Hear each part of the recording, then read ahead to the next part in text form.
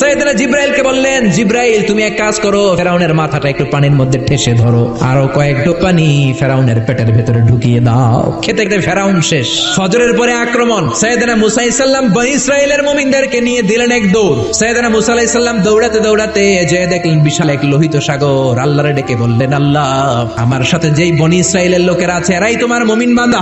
আজ যদি ফেরাউনের কবলে সবগুলো বনী ইসরাইলের মুমিন বান্দা নিহত হয়ে যায়, মিশরের জমিনে তোমার নামের জিকির করার মতো দ্বিতীয় কোন লোক থাকবে না রে আল্লাহ। রব্বুল আলামিন বললেন, মুসা দেরি করো না, লাঠি ফালাও। সাইয়েদনা মুসা আলাইহিস সালাম লাঠি ফেললেন, লোহিত সাগরের এই মাথা থেকে ওই মাথা বিশাল বড় ব্রিজ নিয়ে দিল কে? সাইয়েদনা মুসা আল্লাহর জিকির করতে করতে বনী ইসরাইলের সব মুমিনদেরকে নিয়ে পার হয়ে গেলেন। ইন দ্য মিন টাইম ফেরাউন তার সৈন্য সহ চলে এসেছে।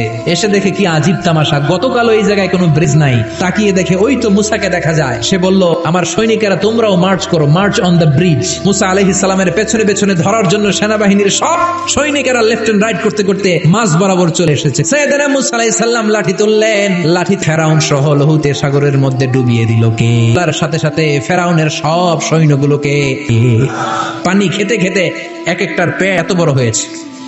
ইসরায়েলি বিভিন্ন বর্ণনাতে এসেছে ফেরাউন পানি খেতে খেতে পটকা মাছের মতো এত বড় হয়েছে তার পেটটা। যখন আর খেতে পারে না, গলা সমান, হাত তুলে বলে আমি ঈমান আনলাম। আল্লাহ বলে, no, the game is up, সময় শেষ, এখন আর ঈমান কাজ হবে না। ফেরাউন শেষ।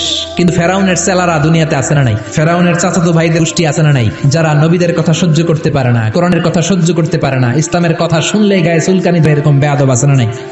যুগে যুগে ফেরাউনের চাচা ভাইরা থাকবে, ফেরাউনের চেলা লস্কররা থাকবে, নমরুদ চেলা লস্কররা থাকবে, আর তাদের বিরুদ্ধে সাইয়েদনা ইব্রাহিম আর মুসা আলাইহিস সালামের মতো বলিষ্ঠ হুঙ্কার দিয়ে কালিমার দাওয়াত দিয়ে যেতে হবে। চিল্লায় বলেন ঠিক না?